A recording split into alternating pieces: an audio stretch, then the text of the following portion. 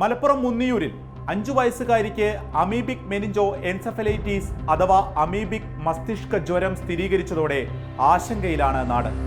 കുട്ടി Kozhikode medical college ആശുപത്രിയിൽ ഗുരുതരാവസ്ഥയിൽ ചികിത്സയിലാണ്.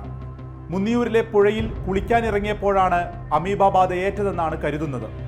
കൂടെ കുളിക്കാനിറങ്ങിയ 4 കുട്ടികൾ മെഡിക്കൽ കോളേജിൽ തന്നെ നിരീക്ഷണത്തിലുണ്ട്. നെഗ്ലേറിയ ഫൗലേറി എന്ന അമീബ ഒരു വലിയ വില്ലനാണ്. 97% മുകളിലാണ് മരണനിരക്ക്. 10,000-ൽ ഒരാൾക്ക് ബാധിക്കുന്ന രോഗമാണ് അമീബിക് മസ്തിഷ്ക ജ്വരമെന്നും ആശങ്ക വേണ്ടെന്നും ആരോഗ്യവകുപ്പ് പറയുന്നു.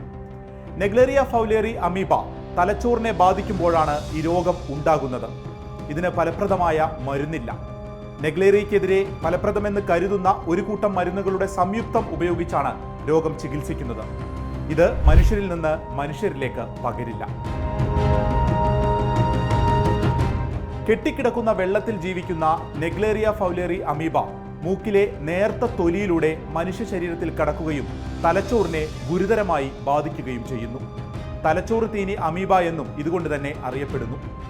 രോഗാണുബാധ ഉണ്ടായാൽ 1 മുതൽ 9 ദിവസങ്ങൾക്കുള്ളിൽ രോഗലക്ഷണങ്ങൾ കാണിച്ചു തുടങ്ങും. തീവ്രമായ പനി, തലവേദന, ഛർദി, രോഗം മൂർച്ഛിക്കുന്നതിനനുസരിച്ച് കടുത്ത കഴുത്തുവേദന, അപസ്മാരം, ബോധക്ഷയം, ഓർമ്മക്കുറവും ഉണ്ടാകും. ഇനി എങ്ങനെ പ്രതിരോധിക്കാം? ഈ കെട്ടിക്കിടക്കുന്ന വെള്ളത്തിലോ ശുദ്ധ ജലാശയങ്ങളിലോ നീർച്ചാലിലോ കുളിക്കാതിരിക്കുക. മൂക്കിലൂടെ വെള്ളം ഒഴിക്കാതിരിക്കുക. കുളിക്കുമ്പോൾ തന്നെ മൂക്ക് മുങ്ങാതെ പ്രത്യേകം ശ്രദ്ധിക്കുക. ഇവയെല്ലാമാണ് മാർഗം. 10 ഡിഗ്രിയിൽ താഴെ തണുപ്പുള്ള വെള്ളമല്ലെങ്കിൽ തല മുങ്ങാതെ നോക്കുന്നതും നല്ലതാണ്. രോഗലക്ഷണങ്ങൾ കണ്ടാൽ എത്രയും വേഗം ഡോക്ടറെ കാണിക്കുക.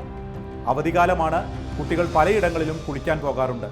നീന്തൽക്കുളങ്ങൾ അടക്കം ശരിയായ രീതിയിൽ ക്ലോറിനേറ്റ് ചെയ്തവയായിരിക്കണം.